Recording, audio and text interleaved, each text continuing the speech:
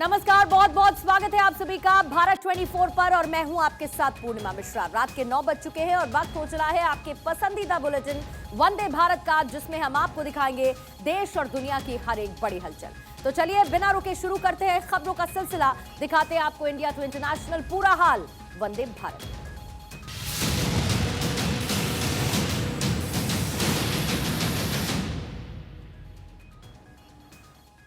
और वंदे भारत की शुरुआत करेंगे इसी सवाल के साथ, जिसमें तस्वीर है सुशांत सिंह राजपूत की। सवाल है आत्महत्या नहीं हत्या।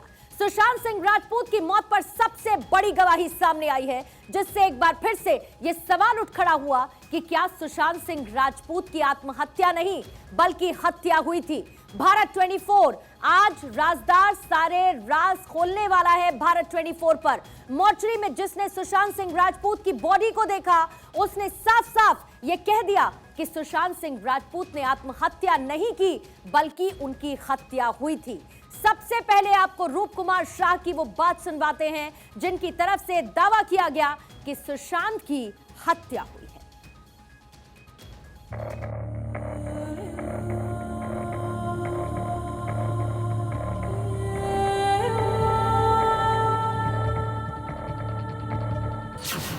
सुशांत सिंह राजपूत की मौत मिस्ट्री डीकोड।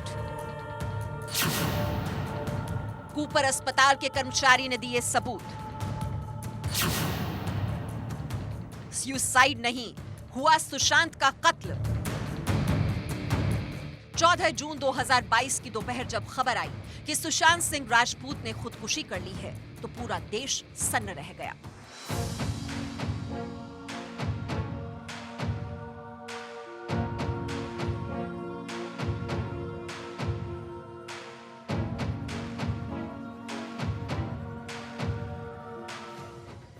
किसी को भी यकीन नहीं था कि सिल्वर स्क्रीन का चमकता सितारा खुद सितारा बन गया है। सुशांत सिंह राजपूत की गर्लफ्रेंड रिया चक्रवर्ती पर आरोप लगे, एक नहीं कई लगे।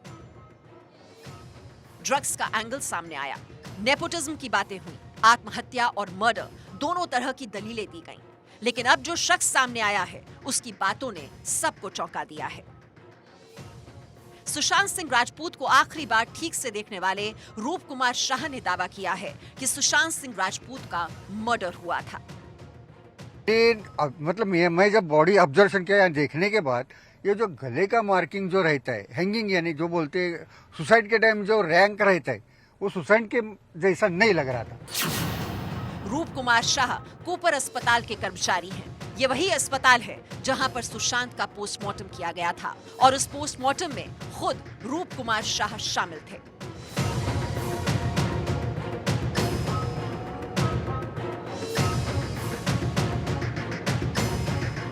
रूप कुमार शाह के मुताबिक जिस हालत में सुशांत को लाया गया था, उसे देखकर तो यही लग रहा था कि ये सुसाइड नहीं बल्कि मर्डर है। अब आपको चश्मदीद की पूरी बात सुनाते हैं। जैसा ऐसा अलग से कैसा दबा, मतलब ऐसा क्या बोलते हैं आप हिंदी में, इच्छाओं के करने के बाद कैसा पकड़ के तड़पने के वक्त छूटता है करता है, ऐसा मार्किंग 2-3 था। और दूसरा मेरे को अलग अलग ढंग से, मतलब पैर में, हाथ में, मतलब बॉडी में मार कैसा। अभी देखो, अभी मारते वक्त तो उसको कुछ कैसे मारा है वो मैं बता नहीं सकता। वो मार लगेला अलग ढंग के था। हमने जब देखा तो वो फ्रैक्चर के माफिक था। सुशांत की मौत को 2 साल से ज्यादा का समय हो चुका है। ऐसे में इतने दिनों तक रूप कुमार शाह कहां थे? ये सवाल तो सबके मन में है, जिसको लेकर उन्होंने कहा कि उनकी जान को खतरा था, इसलिए वो खामोश थे। लेकिन अब सरकार बदली तो उन्होंने सच बोलने की हिम्मत दिखाई है। केंद्रीय मंत्री नारायण राणे के बेटे और बीजेपी विधायक नितेश राणे ने सुशांत और उनकी पूर्व मैनेजर दिशा सालियान की मौत मामले में आदित्य ठाकरे का नार्को टेस्ट कराने की मांग की। ये मांग उन्होंने तब उठाई जब यह आरोप लगा कि सुशांत सिंह की मौत के पहले एयू नाम से रिया चक्रवर्ती को 44 फोन किए गए थे और ये एयू आदित्य ठाकरे थे। कि जो एयू नाम का जो व्यक्ति है वो आदित्य उद्धव ठाकरे है, जिसने रिया चतुर्वेदी को 44 कॉल किए। हम लोग पहले दिन से बोल रहे हैं कि ये सुशांत सिंह और दिशा सालियान के केस में जिस मंत्री का इन्वॉल्वमेंट है, जिस बारे में बिहार पुलिस ने भी रिपोर्ट तैयार की है, उनका नाम आदित्य ठाकरे का नाम बिहार पुलिस ने भी लिया था। सुप्रीम कोर्ट में भी इस बारे में मेंशन हुआ था कि तभी के चीफ मिनिस्टर का बेटा उस केस में इन्वॉल्व है। ये सुप्रीम कोर्ट का डॉक्यूमेंट है, डॉक्यूमेंटेड है ये।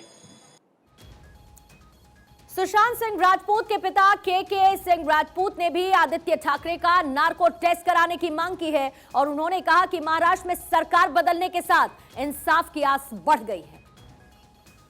में थे कि सरकार कुछ इस चीज को निकाले, लेकिन चूंकि पिछली सरकार उस तरह की थी नहीं, अब भरोसा जगा है ये सरकार जो कुछ भी करेगा सही करे। जानकारी प्राप्त हो कि आखिर हुआ क्या था। कोई डिमांड नहीं है, सीबीआई है, ये है, सीबीआई पर भरोसा है, जो कुछ भी करेगा सही निकालेगा। बीजेपी ने नार्को टेस्ट की डिमांड की है आदित्य ठाकरे की, उनका भी नाम था उस समय सुशांत मामले में। आप भी चाहते हैं कि नार्को टेस्ट हो? एकदम हो, सही निकले। इससे नार्को टेस्ट से तो सही निकल जाएगा कि आखिर बात क्या है। नार्को टेस्ट आप चाहते हैं? एकदम चाहते हैं, 100% चाहते हैं। तो कूपर अस्पताल के मॉर्चरी कर्मचारी रूप कुमार शाह की तरफ से यह बड़ा दावा किया गया है और इस दावे के बाद तमाम सवाल उठने भी लाजमी है। जाहिर बात है, वो ये कहते हैं कि मेरे कहने के बावजूद भी वीडियोग्राफी नहीं कराई गई, सिर्फ और सिर्फ फोटो खिंचवाए गए और मैंने अपने सीनियर से इस मामले को ठीक से हैंडल करने के लिए कहा, लेकिन आज सरकार बदली है तो मुझ में हिम्मत आई है सच बोलने की और इसके साथ ही उन्होंने सुरक्षा की भी मांग की है। इस वक्त हमारे साथ सुशांत सिंह राजपूत के दोस्त गणेश शिवरकर लाइव जुड़ चुके हैं। गणेश, आपका बहुत बहुत भारत 24 पर स्वागत करती हूं और लगातार न्याय की इस जंग में आप साथ खड़े परिवार के नजर आए। सुशांत सिंह राजपूत के साथ न्याय हो, जांच ठीक से आगे बढ़े, ये बात आप दोस्तों की तरफ से लगातार आगे रखी गई है। लेकिन आज एक चश्मदीद की जो गवाही सामने आई है, जो चश्मदीद ने खुलासा किया है, उसके बाद सुई वापस घूम चुकी है। सवाल वही कि आत्महत्या नहीं बल्कि हत्या। सबसे पहले गणेश, आपका रिएक्शन इस दावे और खुलासे के बाद? मैं 100% ये कहता हूं कि it's a clear case of murder, इसकी जांच होनी चाहिए और मैं देवेंद्र फडणवीस जी के साथ हूं। मैं देवेंद्र फडणवीस जी की एसआईटी की टीम के साथ हूं। मैं एक रिक्वेस्ट करना चाहता हूं कि आप जो वीडियो दिखा रहे हैं देवेंद्र फडणवीस के और बाकी आमदार के, खासदार के, मैं रिक्वेस्ट करना चाहता हूं कि वो मुझे कांटेक्ट करें। मेरे पास कुछ ऐसा है जो वो उनको मैं दे सकता हूं। प्लीज नितेश राणे मुझसे कांटेक्ट करें, ये मेरा कहना है। आपके पास गणेश, आप ये कह रहे हैं कि कुछ ऐसा है जिससे ये जांच सही दिशा में आगे बढ़ेगी और जो बात आपकी तरफ से बार बार कही जाती रही है, सुशांत सिंह राजपूत के पिता की तरफ से बार बार कही जाती रही है कि हत्या की गई सुशांत सिंह राजपूत की, उससे जुड़े बड़े सबूत हैं आपके पास? मैं सुशांत के पिता के साथ हूँ, मैं अर्नब गोस्वामी के साथ हूँ और मैं हमेशा ही सुशांत के फैन के साथ हूँ। 100% ये मर्डर है और इसकी जांच होनी चाहिए और मैं हमेशा ही ये मांग करता हूं कि जो सच है, जो भी हुआ 13 जून को, वो पता लगना चाहिए, दुनिया को पता लगना चाहिए।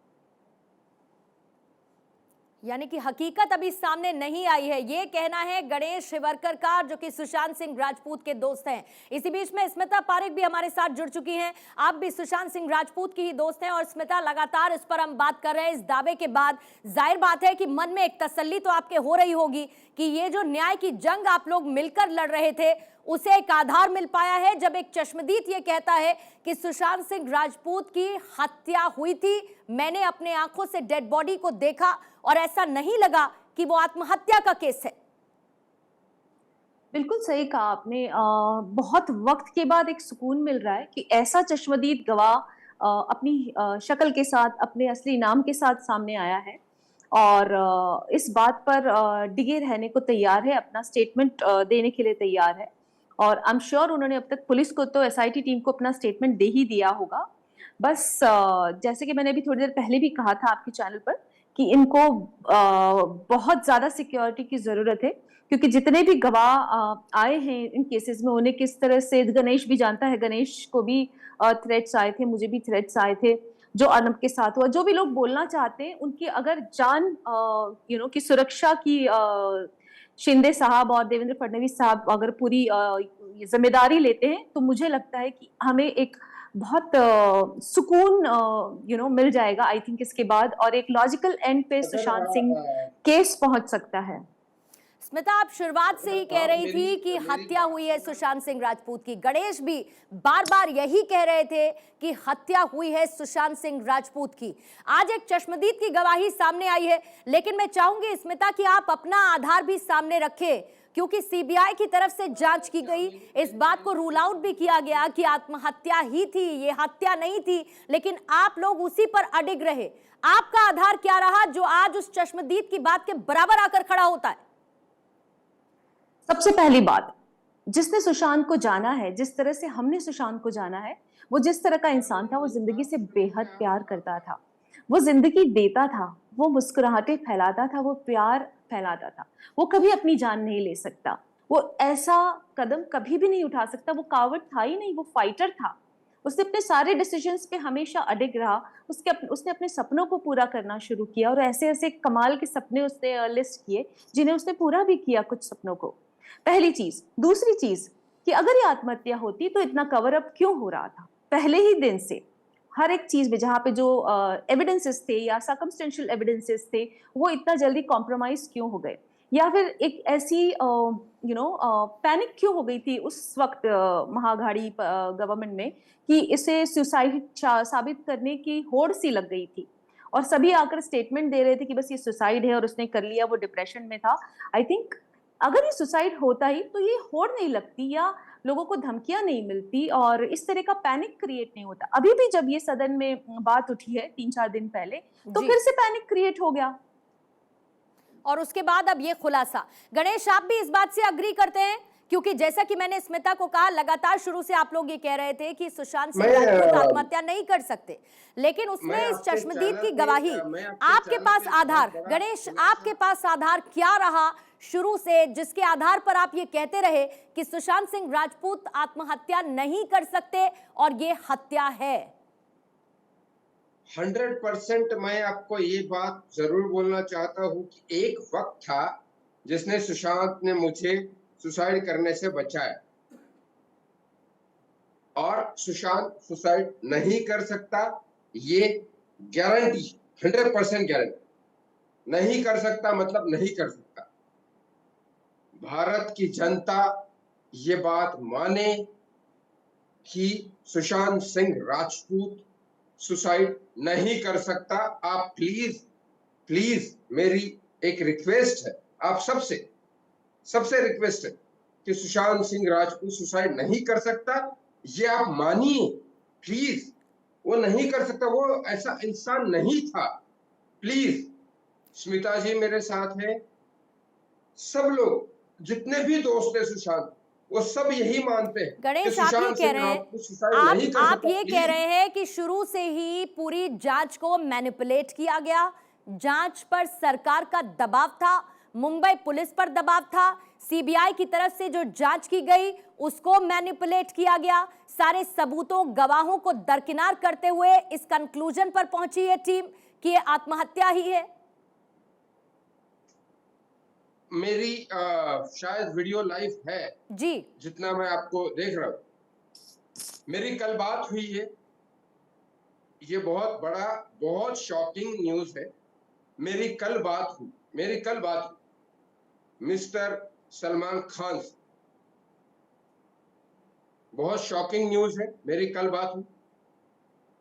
Salman Khan is not involving in this case.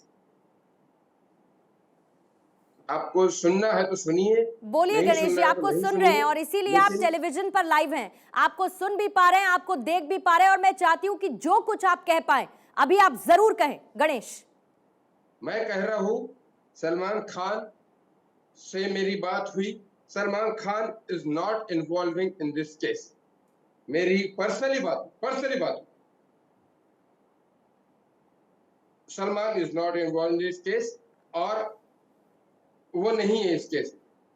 अब जिसको जो समझना है वो समझिए, ना समझना है ना समझिए, लेकिन वो नहीं है इस केस में। सुशांत लव सलमान, और उसने मेरे साथ डांस किया था। मैं जल्दी ही पोस्ट करूंगा वीडियो, और मेरे कहने पे सुशांत ने डांस किया था सलमान के गाने। Salman is not involve in this case. ठीक है, 100% नॉट इन्वॉल्व। ठीक है। स्मिता, आपके पास आते हुए जी। और पता चलता है जब गणेश भी बात कर रहे हैं और आप भी बात करती हैं तो ये पता चलता है, और इसके साथ जब जब आप परिवार को सुनेंगे या फिर आप सुशांत सिंह राजपूत के पिता को सुनेंगे, पूरा परिवार बिखर सा गया है। और वो एक न्याय मिले उसकी जंग के लिए वो जंग चल रही है, और उस न्याय के लिए लगातार हर बार हर एक प्लेटफॉर्म पर मांग की जाती है कि इस मामले को ठीक से टैकल किया जाए। लेकिन क्या सब कुछ कॉम्प्रोमाइज्ड था? स्मिता, इस बात को लेकर आप श्योर शॉट हैं कि सब कुछ कॉम्प्रोमाइज किया गया था? क्योंकि आज भी सुशांत सिंह राजपूत के पिता को नार्को टेस्ट की मांग करनी पड़ती है। आज भी वो कहते हैं कि नार्को टेस्ट कराइए तो हकीकत सबके सामने आएगी, सच्चाई सबके सामने आएगी।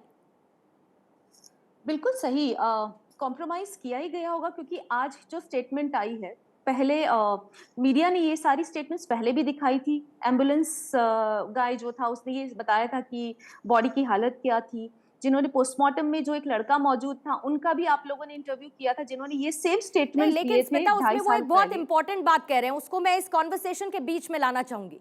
वो कहते हैं कि मैंने ये कहा था कि ये वीआईपी की है ये डेड बॉडी, इसकी वीडियोग्राफी कराई जाए, क्योंकि मुझको देखने से ये नहीं लगता कि आत्महत्या का केस है। उस दौरान उन्हें ये कहा गया कि अपना काम करो, जितना तुम्हारा काम है उतना काम करो, और इसकी वीडियोग्राफी नहीं कराई गई, सिर्फ फोटोग्राफी हुई थी। ये बात कितनी सच है स्मिता?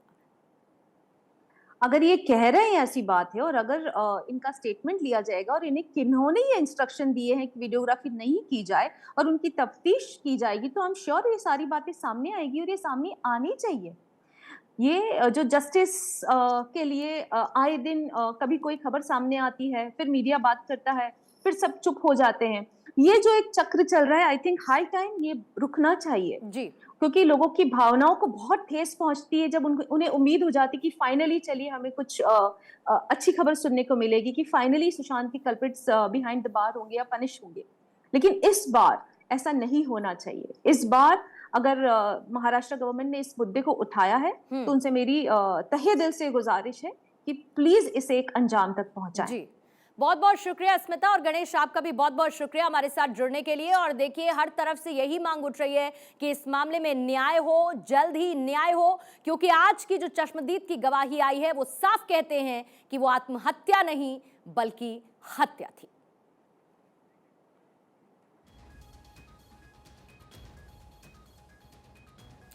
और इसी में आगे बढ़ते हुए इस वक्त की एक और बड़ी खबर, तुनिशा शर्मा मौत मामले में जानकारी ये मिली है कि जेजे अस्पताल से ले जाया गया है तुनिशा शर्मा का शव, और कल शाम को 3 बजे तुनिशा का अंतिम संस्कार होगा।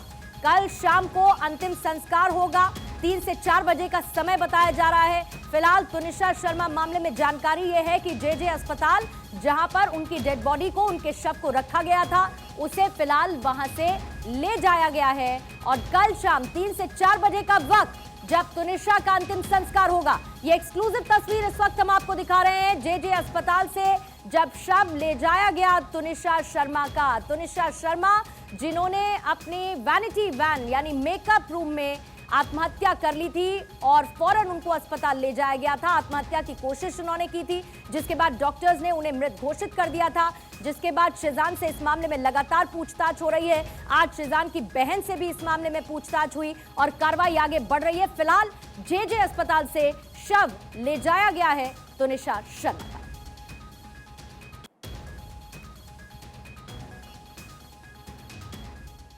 और आइए वंदे भारत में अब खबरों में आगे बढ़ेंगे। बात पूर्व प्रधानमंत्री अटल बिहारी वाजपेयी की करेंगे, जिनके नाम पर देश में सियासी संग्राम छिड़ा है। कांग्रेस के नेताओं ने अटल पर विवादित बयान दे डाला, जिस पर बीजेपी मुखर है। वहीं दूसरी तरफ राहुल गांधी सदैव अटल भी पहुंचे और पूर्व पीएम को याद किया। सत्ता का खेल तो चलेगा, सरकारें आएंगी जाएंगी, पार्टियां बनेगी बिगड़ेंगी, मगर ये देश रहना चाहिए। अटल बिहारी वाजपेयी के भाषण के इस अंश से आपको अंदेशा हो गया होगा कि अटल की देशभक्ति कितनी अटल थी। ये प्राण अटल था जिसने हमेशा देश को सर्वोपरि किया। ये निश्चय माटी के उस लाल का था जिसने भारत की अखंडता पर हमेशा जोर दिया। धमकी जिहाद के नारों से, अत्याचारों से, धमकी जिहाद के नारों से, हथियारों से कश्मीर कभी हथिया लोगे ये मत समझो। हम लौटे अत्याचारों से, संहारों से भारत का शीश झुका लोगे ये मत समझो। अब उन्हीं अटल बिहारी वाजपेयी पर देश में सियासत की नई बयार बह चली है और सियासी बयार को हवा देने का नाम है गौरव पांधी। पांधी कांग्रेस अध्यक्ष मल्लिकार्जुन खड़गे के कोऑर्डिनेटर हैं। लेकिन 25 दिसंबर यानी अटल बिहारी वाजपेयी की जयंती के दिन उन्होंने एक विवादित ट्वीट कर दिया जिसमें उन्होंने अटल बिहारी वाजपेयी को अंग्रेजों का जासूस बता दिया। गौरव पांधी ने ट्विटर पर लिखा, 1942 में आरएसएस के अन्य सदस्यों की तरह अटल बिहारी वाजपेयी ने भारत जोड़ो आंदोलन का बहिष्कार किया और आंदोलन में भाग लेने वालों के खिलाफ एक ब्रिटिश मुखबिर के रूप में काम किया। अंग्रेजों के बाद गौरव पांधी ने बाबरी मस्जिद को लेकर भी वाजपेयी पर निशाना साधा। उन्होंने लिखा, नेली हत्याकांड हो या बाबरी विध्वंस, वाजपेयी ने भीड़ को भड़काने में महत्वपूर्ण भूमिका निभाई। यही वजह है कि आज बीजेपी नेता मोदी की तुलना हमेशा गांधी, पटेल या अन्य कांग्रेस नेताओं से करते हैं, न कि सावरकर, वाजपेयी या गोवलकर से। वे सच्चाई जानते हैं। अजात शत्रु पर किए अपमान के बाद घमासान छिड़ गया। मामला अब सियासी हो चला है। बीजेपी के नेताओं ने जमकर कांग्रेस पर निशाना साधा। जब अटल जी प्रधानमंत्री थे तब उनको अपमानित करने का काम करते थे, आज मोदी जी को अपमानित करने का काम करते हैं। लेकिन सच्चाई ये है, अटल बिहारी वाजपेयी जी है जिन्होंने पोखरण विस्फोट करके इस देश को और ताकतवर बनवाया, पूरी दुनिया भर में डंका बजवाया। चहुमुखी विकास देश का अटल जी के समय गांव से लेकर शहरों तक शुरू हुआ। आज नरेंद्र मोदी जी इसको नई ऊंचाइयों पर लेकर जा रहे हैं और कांग्रेस को ये हजम कभी नहीं होगा। तरफ तो आप नाटक करते हैं, आप श्रद्धांजलि देने सदैव अटल पर जाते हैं, दूसरी तरफ आप ही के नेता ऐसे अपशब्दों का प्रयोग करते हैं। यह दिखाता है कि अंदर से कितना जहर है। भारत रत्न अटल बिहारी वाजपेयी के अपमान पर कांग्रेस ने खुद पैरों पर कुल्हाड़ी मारने का काम किया। ऐसा होता आया है कि जब जब राहुल वेंटिलेटर में पड़ी कांग्रेस को ओपीडी में शिफ्ट करने की कोशिश करते हैं, तब कांग्रेस के नेता ही उसे वेंटिलेटर पर भेजने में जुट जाते हैं। पूर्व प्रधानमंत्री अटल बिहारी वाजपेयी की जयंती पर उनका अपमान करने के बाद कांग्रेस के एक और नेता ने उस दिन मोहम्मद अली जिन्ना को याद किया। कांग्रेस नेता पवन खेड़ा ने 25 दिसंबर को जिन्ना और उनके भाषण को याद करते हुए कहा, संयोग से आज मोहम्मद अली जिन्ना का जन्मदिन है। इन सभी विवाद के बीच कांग्रेस नेता राहुल गांधी सदैव अटल पहुंचे, जहां पर उन्होंने पूर्व पीएम अटल बिहारी वाजपेयी को श्रद्धांजलि अर्पित की। दूसरी ओर बीजेपी इस मुद्दे पर हमलावर है। हालांकि विवाद बढ़ने के बाद गौरव पांधी ने अपना ट्वीट डिलीट कर दिया। ट्वीट डिलीट करने से ये बात समाप्त नहीं होगी। यदि कांग्रेस पार्टी सच में वाजपेयी जी का सम्मान करती है, जैसे कि राहुल गांधी ने आज दिखावा किया है समाधि पर जाकर, तो कांग्रेस पार्टी को कार्रवाई सुनिश्चित करानी होगी और स्पष्ट तरीके से अपनी भूमिका रखनी होगी कि हम माफी मांगते हैं और गौरव पांधी के जो विचार है वो कांग्रेस पार्टी के विचार नहीं है। अपना एक ओपिनियन होता है और कोई तथ्यों या चीज़ों पे कोई भी आदमी, कोई भी अपना इंडिविजुअल अपने सोच भी होती है। कुछ लोग ऐसे भी होते हैं जो तथ्य नहीं जानते हैं और महात्मा गांधी जी के लिए अनाप शनाप बोल देते हैं, जो भाजपा के सांसद होते हैं। कांग्रेस भले ही इस मुद्दे को निजी राय बताकर पल्ला झाड़ने में जुटी हो, लेकिन अटल का अपमान कर कांग्रेस ने खुद के लिए नए जख्म बनाए हैं, जिन्हें भरने में वक्त तो लगेगा ही। भारत रत्न और पूर्व प्रधानमंत्री अटल बिहारी वाजपेयी के जयंती के मौके पर उनकी बायोपिक फिल्म मैं अटल हूं का मोशन पोस्टर जारी किया गया है। इसमें बॉलीवुड अभिनेता पंकज त्रिपाठी अटल जी का किरदार अदा कर रहे हैं। फिल्म के पहले पोस्टर में उनको अटल की तरह कई मुख्य मुद्राओं में देखा जा सकता है। पंकज त्रिपाठी ने अटल के किरदार में उतरने की पूरी कोशिश की और तस्वीरों को देख मानो यूं लगता है कि उन्होंने पर्दे पर अटल जी को जीवंत कर दिया हो। रवि यादव के निर्देशन में बनने वाली ये फिल्म अगले साल दिसंबर में रिलीज की जाएगी और इसकी शूटिंग अभी शुरू नहीं हुई है। बाकी कलाकारों की चयन प्रक्रिया के बाद अगले साल से शूटिंग की जाएगी।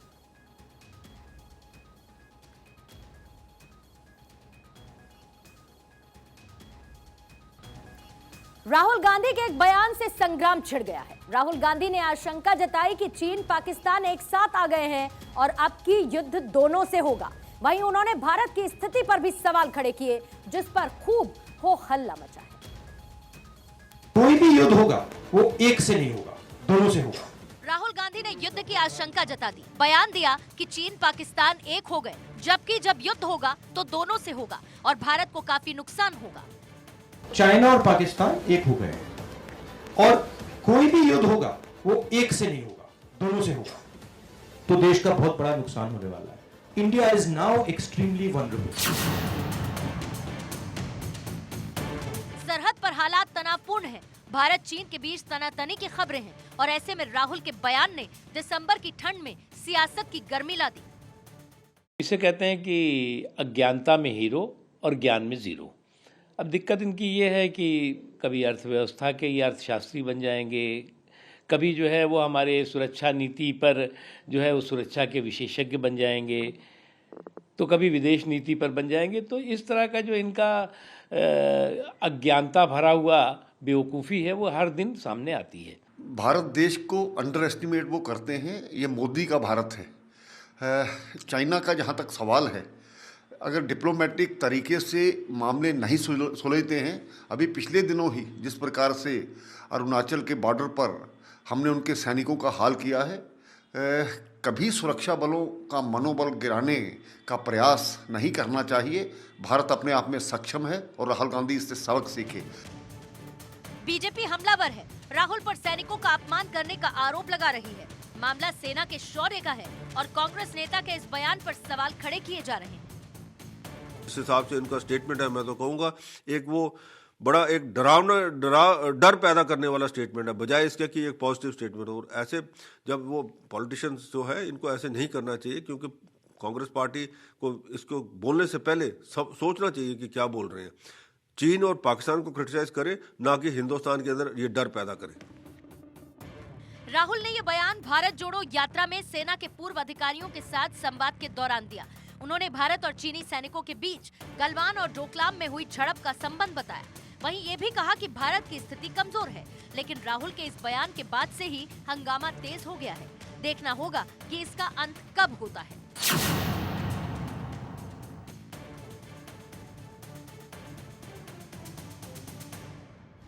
और इस वक्त की एक और बड़ी खबर, सलमान खुर्शीद का राहुल गांधी को लेकर बड़ा बयान। सलमान खुर्शीद ने राहुल गांधी की तुलना भगवान राम से की। भगवान राम की खड़ाऊ दूर तक जाती है, ये कहना है सलमान खुर्शीद का। जब राम जी नहीं पहुंच पाते तो भरत खड़ाऊ लेकर आते हैं। ऐसे ही हमने यूपी में खड़ाऊ चलाया है। सलमान खुर्शीद ने कहा, हम खड़ाऊ यूपी ले आए, अब राम जी भी आएंगे।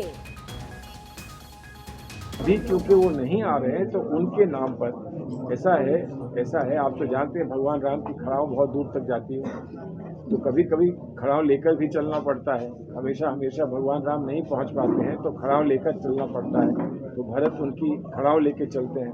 तो खड़ाऊ लेकर हम उत्तर प्रदेश में चले हैं। उत्तर प्रदेश में खड़ाऊ पहुंच गई है तो राम जी भी पहुंचेंगे, ये हमारा विश्वास है।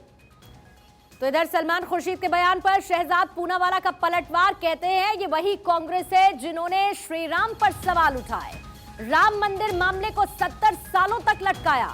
सलमान खुर्शीद के राहुल गांधी की राम वाली तुलना के बयान पर शहजाद पूनावाला का पलटवार। एक बार फिर से कांग्रेस पार्टी ने हिंदुओं की आस्था पर चोट करने का काम किया है। सलमान खुर्शीद कहते हैं और तुलना करते हैं भगवान श्री राम की राहुल गांधी के साथ। ये वही सलमान खुर्शीद है जो अपने आप की तुलना भरत जी से करते हैं। ये वही कांग्रेस पार्टी है जिसने एक समय पर श्री राम के अस्तित्व पर ही सवाल उठाया था और हलफनामा दिया था कि राम जी का कोई अस्तित्व नहीं है, राम सेतु को तोड़ने की साजिशें रची थी। ये वही कांग्रेस पार्टी जिसने राम मंदिर पर रोक लगाने के लिए 70 वर्ष तक लटकाया अटकाया भटकाया रखा, भूमि पूजन पर काले कपड़े पहनकर विरोध किए। इधर नई दिल्ली के ताल कटोरा स्टेडियम में आयोजित वीर बाल दिवस कार्यक्रम में प्रधानमंत्री नरेंद्र मोदी ने धार्मिक कट्टरता पर निशाना साधा। पीएम ने कहा कि धार्मिक कट्टरता में अंधी मुगल सल्तनत के खिलाफ खड़े जोरावर सिंह साहब और फतेह सिंह साहब जैसे कम उम्र के बालकों से औरंगजेब और उनकी सल्तनत की क्या दुश्मनी हो सकती थी, जिन्हें दीवार में चुनवा दिया गया।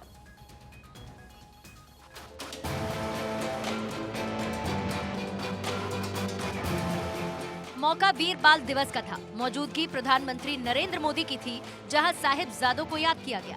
वीर बाल दिवस कार्यक्रम में प्रधानमंत्री नरेंद्र मोदी ने कहा कि धार्मिक कट्टरता में अंधी मुगल सल्तनत के खिलाफ खड़े जोरावर सिंह साहब और फतेह सिंह साहब जैसे कम उम्र के बालकों से औरंगजेब और उनकी सल्तनत की क्या दुश्मनी हो सकती थी, जिन्हें दीवार में चुनवा दिया गया। जोरावर सिंह साहब और फतेह सिंह साहब जैसे कम उम्र के बालकों से औरंगजेब और उसकी सल्तनत की क्या दुश्मनी हो सकती थी। दो निर्दोष बालकों को दीवार में जिंदा चुनवाने जैसी दरिंदगी क्यों की गई? पीएम मोदी ने मुगलिया सल्तनत पर कड़ा प्रहार किया।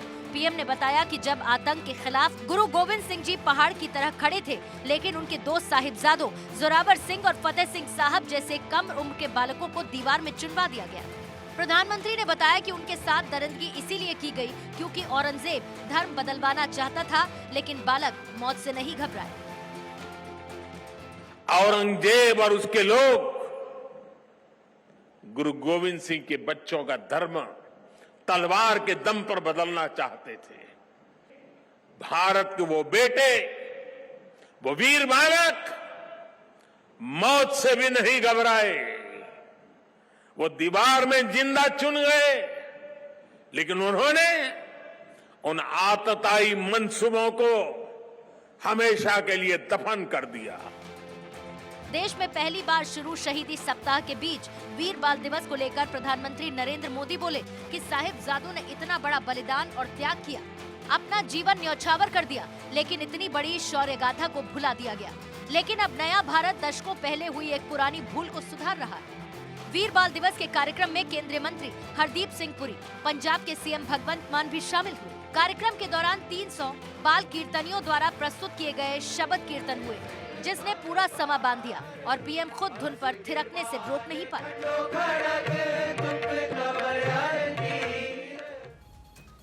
इधर सिख समुदाय को लेकर अमेरिकी अदालत ने अहम फैसला सुनाया है। अदालत ने अमेरिका की मरीन कोर को आदेश दिया कि वो सिखों को दाढ़ी रखने और पगड़ी पहनने से नहीं रोक सकते।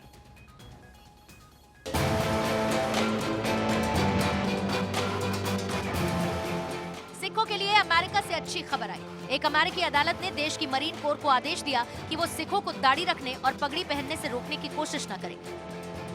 कोर्ट ने कहा कि अमेरिकी सेना, नौसेना, वायुसेना और तट रक्षक बल पहले से ही सिख धर्म की धार्मिक मान्यताओं को समायोजित करते हैं। ऐसे में मरीन कोर को भी सिखों को इसकी इजाजत देनी चाहिए।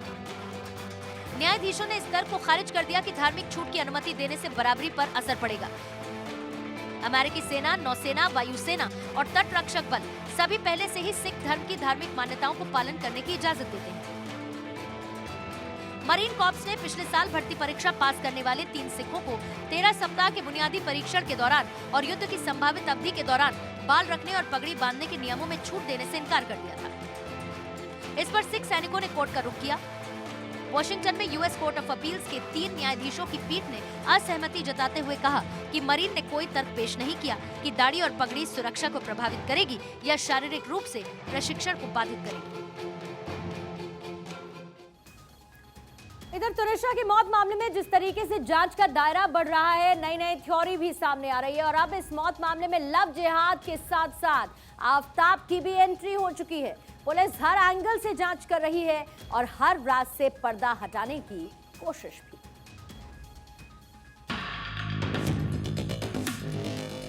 सिर्फ यादों में रह गई तुनिशा शर्मा की मौत की जांच जैसे जैसे आगे बढ़ रही है, खुदकुशी वाले इस मामले में प्यार, तकरार, मजहब और ब्रेकअप वाली कई थियरियां जुड़ रही हैं। इससे भी बड़ी हैरानी की बात यह है, आरोपी शिजान ने पुलिस पूछताछ में जो खुलासा किया है वो इस केस को श्रद्धा बोलकर हत्याकांड से भी जोड़ रहा है। शिजान ने अपने बयान में कहा है कि श्रद्धा मर्डर केस के बाद से वो काफी टेंशन में था। लिहाजा मजहब और उम्र का हवाला देकर उसने तुनिशा से ब्रेकअप कर लिया।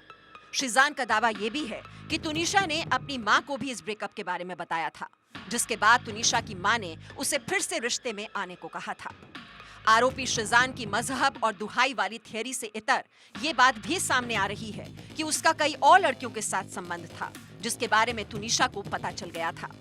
मैं सबको, आप सब मीडिया वालों को ये बताना चाहती हूँ कि शीजान ने तुनिशा को धोखा दिया।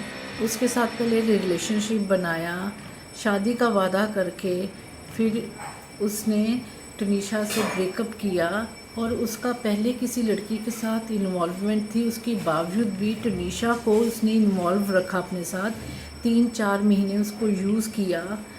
बस मैं इतना कहना चाह रही हूँ कि इसको सज़ा मिलनी चाहिए, शीजान को नहीं छोड़ना। मेरा बच्चा गया है। सिर्फ तुनिशा की मां ही नहीं बल्कि परिवार के बाकी लोग भी शीजान पर खुदकुशी के लिए उकसाने का आरोप लगा रहे हैं। शीजान को ही असल जिम्मेदार बता रहे हैं। इस बीच मुंबई पुलिस हर एक एंगल से पूरे मामले की जांच कर रही है। तुनिशा और शीजान से जुड़े लोगों से पूछताछ कर रही है। पुलिस अपनी पड़ताल उन आखिरी 15 मिनटों पर फोकस कर रही है जब 3 बजे तुनिशा ने शीजान के साथ लंच किया और फिर 15 मिनट बाद मौत को गले लगा लिया। पुलिस को शक है कि मेकअप रूम में लंच के दौरान ऐसा कुछ हुआ जिसके चलते तुनिशा ने आत्महत्या जैसा कदम उठाया। ये बात सामने आई है कि उसकी मौत कैसे हुई है, उसकी कस्टडी भी ली गई है और हम लोग बहुत गहराई से इसमें सीरियसली सोच रहे हैं कि इसी के लिए, लव जिहाद के लिए एक सख्त कानून लाया जाए।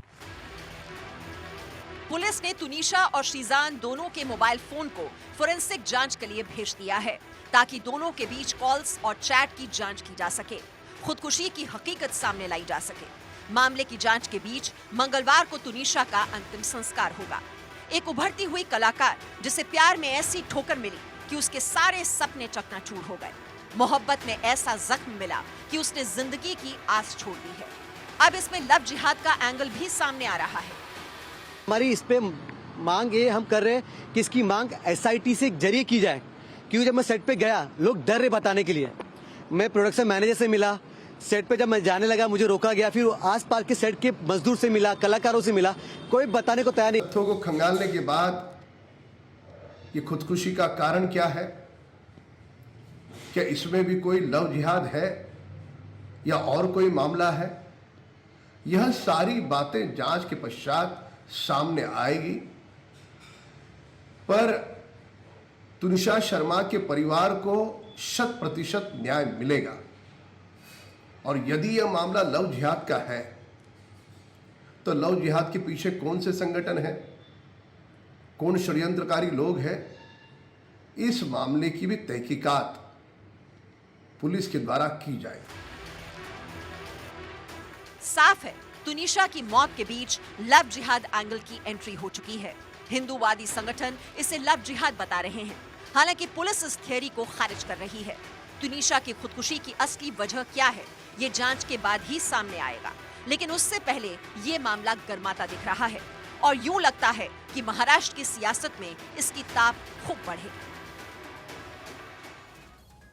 जब जब धरती पर जन्नत का जिक्र होता है तो तस्वीर उभरती है कश्मीर की, लेकिन कुछ लोग ऐसे भी हैं जो कश्मीर की फिजाओं में जहर घोल रहे हैं। जम्मू कश्मीर में भी भू माफियाओं का बोलबाला है, जिसके खिलाफ अब सरकार का हंटर चला है और नेताओं रसूखदारों की 20,000 करोड़ की लैंड लीज को रद्द कर दिया गया है।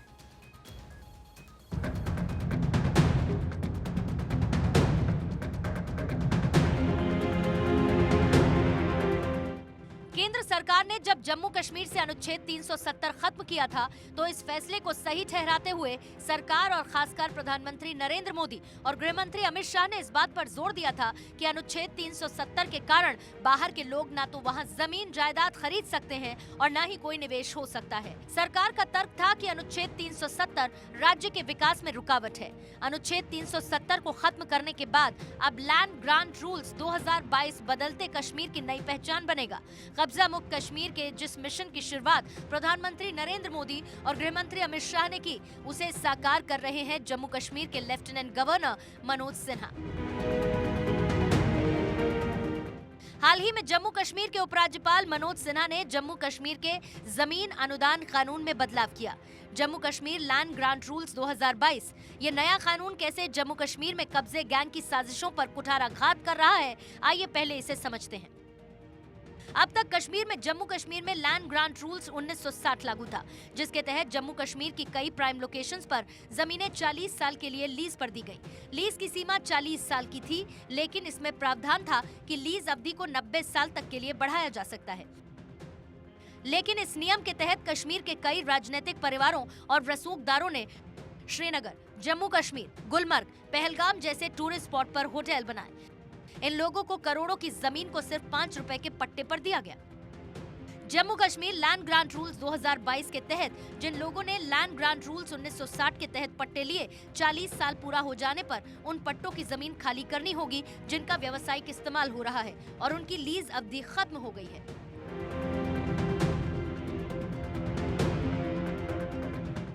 लीज खत्म, कब्जा कायम। फारूक अब्दुल्ला, पूर्व मुख्यमंत्री। श्रीनगर के सोनवार में प्राइम लोकेशन पर 2 एकड़ से ज्यादा की जमीन। पिता शेख अब्दुल्ला के नाम कोठीबाग में 1.5 एकड़ जमीन। 2020 में लीज खत्म, कब्जा कायम। रमन मट्टू, पूर्व मंत्री। गुपकार रोड पर 1.5 एकड़ जमीन। लीज जुलाई 2008 में खत्म, कब्जा कायम। बशीर अहमद, पूर्व सीएम गुलाम मोहम्मद के पुत्र। कोठीबाग इलाके में 1 एकड़ जमीन। 2002 में लीज खत्म, कब्जा बरकरार। श्रीनगर की ईसाई मिशनर टिंडल बिस्को मलिनसन सोसाइटी, लाल चौक के पास 4 एकड़ की जमीन। 2015 में लीज खत्म, कब्जा जारी। क्राइम ब्रांच भी कर रही है जांच। राजबाग हारको सिल्क फैक्ट्री। राजबाग में 20 एकड़ जमीन पर कब्जा, जमीन पर फैक्ट्री संचालित। लीज 1971 में खत्म, कब्जा जारी। अब इनसे ये सभी जमीनें खाली कराकर लीज संपत्तियों को आउटसोर्स करने के लिए एक नई ऑनलाइन नीलामी की जाएगी। साफ है, कश्मीर पाकिस्तान परस्तों के कब्जे से मुक्त होगा और वहां असली हिंदुस्तान बसेगा, क्योंकि अब तक कश्मीर के कुछ राजनीतिक कुछ परिवार जन्नत की जमीन को अपनी बपौती मानते थे। प्रधानमंत्री नरेंद्र मोदी और गृह मंत्री अमित शाह और राज्य के उपराज्यपाल मनोज सिन्हा ने कश्मीर में चल रहे इस कब्जे के कुचक्र को तोड़ा है।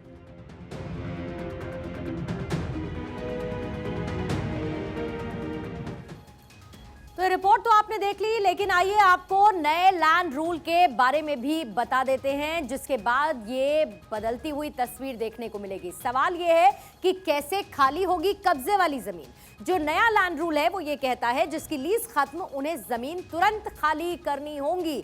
इसके साथ जमीन खाली न करने पर अपने आप ही कब्जा मुक्त उसे माना जाएगा। अगर जमीन नहीं खाली करी जाती है, कब्जा खाली करने की सीमा बीत जाने के बाद ये संपत्ति सरकार की हो जाएगी और खाली हुई संपत्तियों को अलॉट करने के लिए ऑनलाइन ऑक्शन किया जाएगा, नीलामी की जाएगी और उसके बाद फिर से लीज पर इन जमीनों को दिया जाएगा। और इसी तरीके से इन बदलते नियमों के साथ ये बड़े बदलाव की तैयारी घाटी में की गई है। अब बात भारत में जहां बड़े पैमाने पर अवैध कॉल सेंटर और इसके साथ ही फिशिंग गिरोह चल रहे हैं, तो अमेरिकन को निशाना वो बना रहे हैं। साल 2022 में ही देसी कॉल सेंटर से अमेरिकन को 10 अरब डॉलर का नुकसान हुआ है।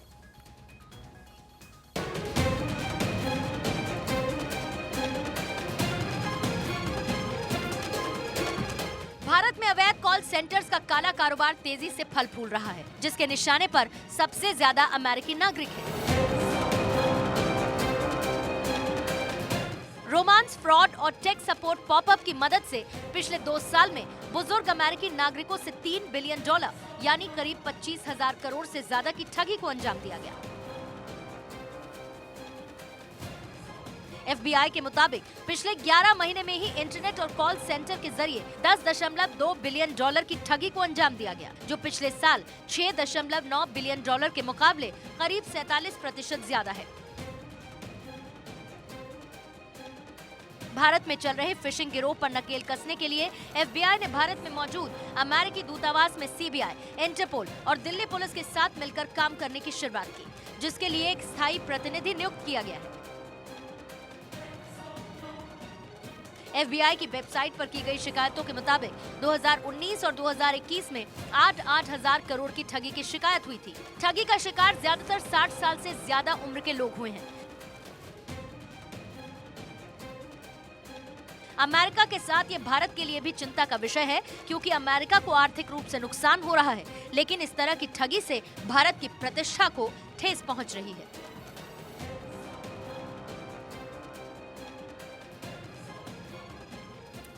$25,000 करोड़ का fraud.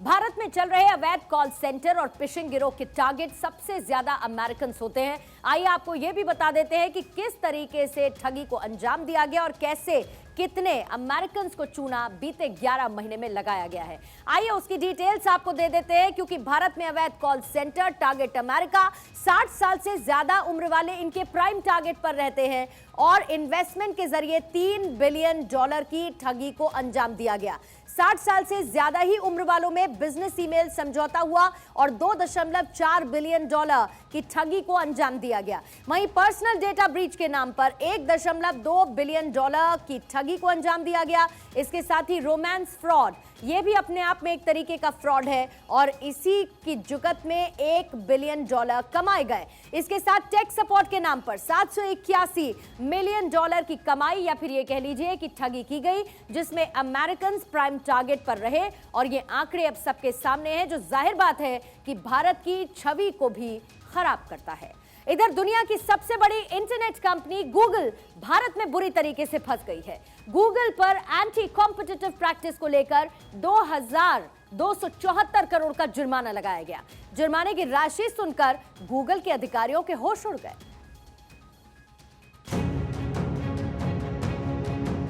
Take joint Google Bharat में बुरी तरीके से फंस गई है। कंपटीशन कमीशन ऑफ इंडिया यानी सीसीआई ने एंटी कॉम्पिटिटिव प्रैक्टिस की वजह से गूगल पर 2,274 करोड़ से ज्यादा का जुर्माना लगाया। गूगल पर यह भारी भरकम जुर्माना अक्टूबर में लगाया गया था, जिसके बाद अब गूगल ने राष्ट्रीय कंपनी विधि अपील अधिकरण का रुख किया है और जुर्माने के खिलाफ अपील दायर की है। इस साल अक्टूबर में एक ही हफ्ते में गूगल पर 2 बार जुर्माना लगाया गया था। गूगल पर आरोप है एंड्रॉइड स्पेस में अपनी टॉप पोजीशन का फायदा उठाकर खुद को कंपटीशन में काफी आगे रखा।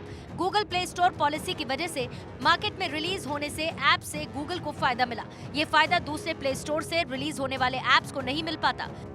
गूगल पॉलिसी की वजह से ऐप डेवलपर केवल गूगल प्ले बिलिंग सिस्टम यानी GPPS का ही ऑप्शन एंड्रॉइड ऐप पर खरीदारी के लिए यूजर्स को दे पाते हैं। डेवलपर के पास ऑल्टरनेटिव पेमेंट मेथड का ऑप्शन या डायरेक्ट लिंक नहीं होता, यानी यूजर चाहकर भी प्ले स्टोर बिलिंग से अलग क्रेडिट या डेबिट कार्ड से पेमेंट डेवलपर को नहीं कर सकते हैं। यूजर्स को ऐप से बाहर भी डिजिटल आइटम्स खरीदने के लिए प्रोत्साहन नहीं दिया जाता है। सीसीआई के मुताबिक Google Android smart mobile OS और लाइसेंसेबल OS स्मार्ट मोबाइल डिवाइस पर डोमिनेट करता है। ये ऐप डेवलपर को गूगल प्ले बिलिंग सिस्टम के इस्तेमाल करने के लिए फोर्स करता है, जो पूरी तरीके से गलत है। इस वजह से पहले गूगल पर 1,337 करोड़ का जुर्माना लगा, फिर उसी हफ्ते उसी वजह से 936 करोड़ का जुर्माना लगा, जो टोटल करीब 2,274 करोड़ है। तो गूगल पर सबसे पहले मोबाइल एप्लीकेशन डिस्ट्रीब्यूशन एग्रीमेंट यानी कि MADA के लिए जुर्माना लगाया गया। आइए आपको यह भी बता देते हैं MADA आखिर है क्या और जुर्माना क्यों लगा। MADA एक ऐसा एग्रीमेंट है जो कि मोबाइल मैन्युफैक्चरर के साथ होता है। इसमें एंड्रॉइड मोबाइल में प्रीलोडेड गूगल एप्स दिए जाते हैं, जैसे कि सर्च इंजन, यूट्यूब, जीमेल जैसे एप्स पहले से ही मोबाइल में इंस्टॉल्ड होते हैं। पहले से इंस्टॉल होने से इन एप्स को काफी ज्यादा फायदा मिलता है। जितने एंड्रॉइड फोन उतने ज्यादा गूगल के एप्स का इस्तेमाल होता है। MADA का गूगल को फायदा मिला, दूसरे डेवलपर्स का इससे नुकसान होता रहा। इंडिया में एंड्रॉइड मार्केट सबसे बड़ा है और ऐसे में प्री लोडेड एप्स की मदद से गूगल लोगों तक आसानी से पहुंच बनाने में कामयाब होता है, जबकि दूसरे ऐप डेवलपर्स के लिए ये किसी सपने जैसा है। CCI को इसी बात से आपत्ति है और इसी वजह से जुर्माना भी लगाया गया है।